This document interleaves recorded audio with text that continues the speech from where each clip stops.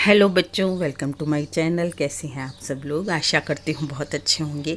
तो ये गुल्लक है जो काफ़ी पुरानी है, और फर्स्ट जो वीडियो मैंने बचत की बनाई थी उसमें इसकी कहानी आपको बताई थी, और ये बहुत पुरानी है। और इसकी उम्र बढ़ाने के लिए मैं इसमें कलर कर रही हूँ, और इसमें मैं अब कुछ पैसे बचत के डालूँगी, इसलिए मैं इसको कलर कर रही हूँ। तो लाल रंग होता है लक्ष्मी जी का प्रिय रंग होता है, इसलिए इसमें मैं लाल रंग कर रही हूँ। और इसमें बीच में मैं एक स्वास्तिक भी बना दूँगी जो गणेश जी का प्रतीक होता है। तो गणेश जी लक्ष्मी जी हमेशा खुश होने चाहिए हमसे, तभी हमारी बचत होगी और तभी पैसों की बरकत होती है।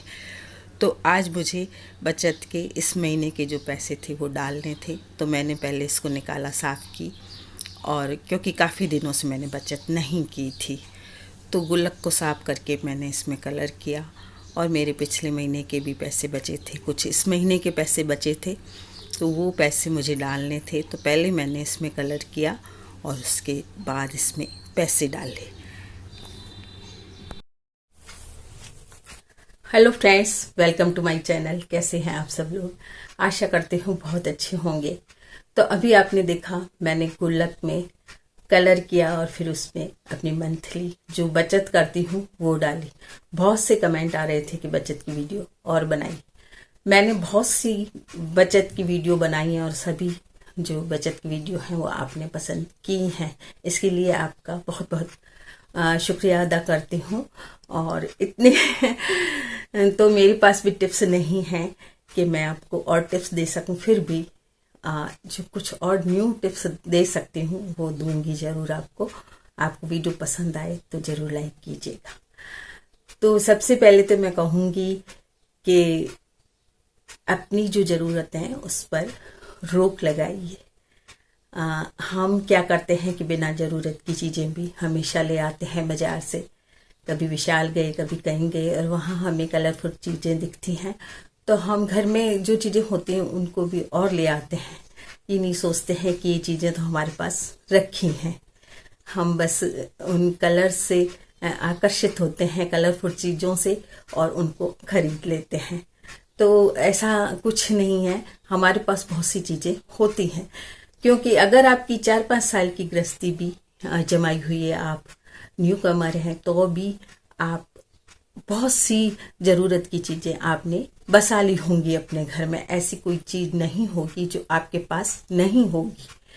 हमारे पास हमारी छोटी सी गृहस्थी के लिए बहुत सी चीज़ें हम खरीद लेते हैं। छोटी छोटी चीज़ें हम पहले ही खरीद के रखते हैं। जब मैंने भी गृहस्थी अपनी जमाई थी तो साल भर के अंदर ही बहुत सी चीज़ें कर ली थी। तो अगर आपकी 4-5 साल की, 10 साल की, 11 साल की, जितनी भी आपकी गृहस्थी है बनाई हुई, उसमें आपके पास बहुत सी चीज़ें होंगी, लेकिन हम बहुत सी चीज़ों को क्या है गंदे करके फेंक देते हैं।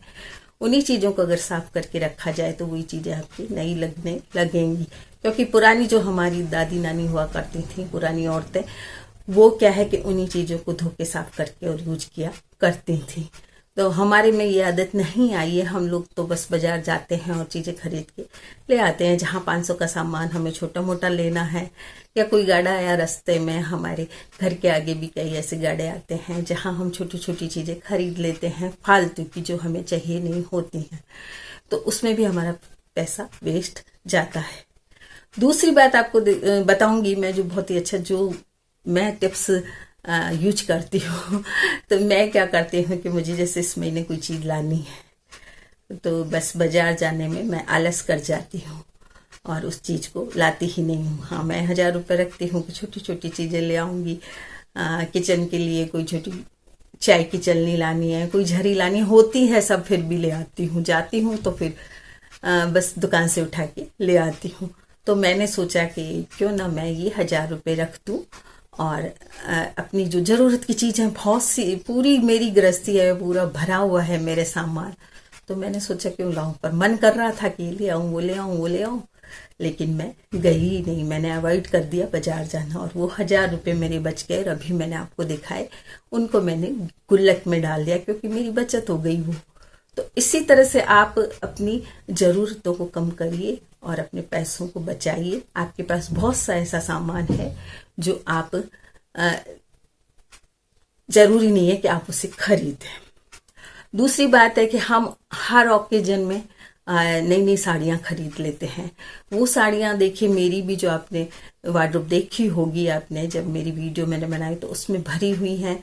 एक ही वार्डरोब नहीं है, ऐसी बहुत सी जो अलमारियाँ हैं या दीवान है या दीवान का बॉक्स है या जो भी अलमारी हो, वो मेरी भरी पड़ी है साड़ियों से। और वो साड़ियाँ क्या है, सारी ऐसी हैं जो शादियों वगैरह में खरीदी हुई हैं। तो वो साड़ियाँ मेरे काम नहीं आ रही हैं और अब तो ज़्यादा शादी वगैरह में जाना होता ही नहीं है, तो साड़ियाँ बस रख दी हैं।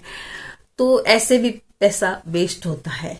तो साड़ियों की तो क्या है कि फैशन बदल बदल के आती रहती है। जैसे बनारसी साड़ियाँ हैं तो उनकी फैशन तो हमेशा ही रहती है, तो वो ज़्यादातर खरीदें, उनको सहेज कर रखें और वो साड़ियाँ हमेशा ही अच्छी लगती हैं। चाहे आप पार्टियों में जाएं, चाहे आप किसी शादी में जाएं, तो वो साड़ियाँ बहुत अच्छी लगती हैं। तो जो तारे वगैरह की साड़ियाँ हैं वो कम खरीदें, क्योंकि उनकी फैशन चली जाती है और फिर वो काम नहीं आती है। तो ज़्यादातर ऐसी साड़ियाँ खरीदें जिनकी फैशन बार बार वापस आती रहती है।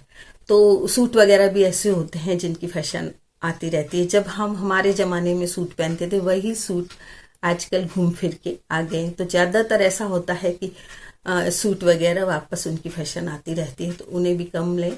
दूसरी बात है, बच्चों के जो कपड़े हैं उन्हें आप थोड़ा सा बड़ा खरीदें। हम बिल्कुल फिट कपड़े ले आते हैं और फिर 2-4 महीने में बिल्कुल जो छोटे बच्चे होते हैं उनके वो कपड़े टाइट हो जाते हैं, छोटे हो जाते हैं और वो हमारे काम नहीं आते हैं। तो बच्चों के कपड़े यदि खरीदें तो ऐसे खरीदें कि वो थोड़े से बड़े हों। हम लोग तो अपने बच्चों की फ्रॉक्स वगैरह लाते थे तो वो थोड़ी बड़ी लाया करते थे, तो कम से कम 6 महीने तो चलें।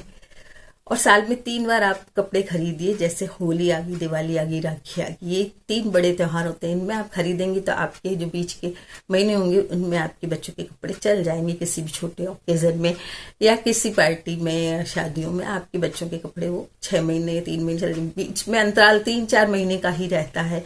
जैसे मार्च में आई होली, तो मार्च, अप्रैल, मई, जून, जुलाई, अगस्त में आ गई राखी, और राखी के बाद फिर 3-4-6 महीने बाद, मतलब 3 त्योहार आते हैं 12 महीने के अंदर। उसमें आप अपने बच्चों के कपड़े खरीद लीजिए, अपनी साड़ी खरीद लीजिए, तो आपके पास काफी कपड़े इकट्ठे हो जाएंगे।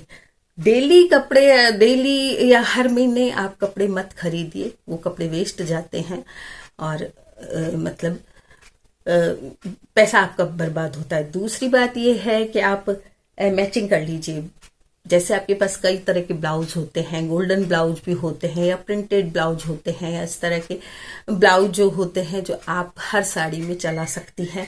और कई साड़ियों में कॉन्ट्रास्ट ब्लाउज भी चल सकते हैं, तो उनको यूज करके आप अपने ब्लाउज की जो सिलाई है उसको बचा सकते हैं और उनके कपड़ों को दूसरी चीज में काम ले सकते हैं। तो इस तरह से आप बचत कर सकते हैं। इसी तरह से आप ग्रॉसरी में, मैंने बताया, बचत कर सकते हैं कि ग्रॉसरी आपकी जो रखी है वो ना मंगाए, इससे आपकी ग्रॉसरी में भी बचत हो जाएगी।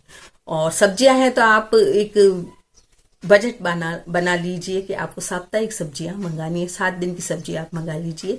और बीच में यदि आपकी सब्जी खत्म भी होती है तो आप घर की कोई सब्जी बना लीजिए। जैसे बेसन है, बेसन की कई सब्जियां बन जाती हैं, गट्टे बन जाते हैं, पतोड़ बन जाते हैं, पकौड़ियां बन जाती हैं, कई चीजें बेसन की बन जाती हैं और उसकी सब्जी हम बना सकते हैं।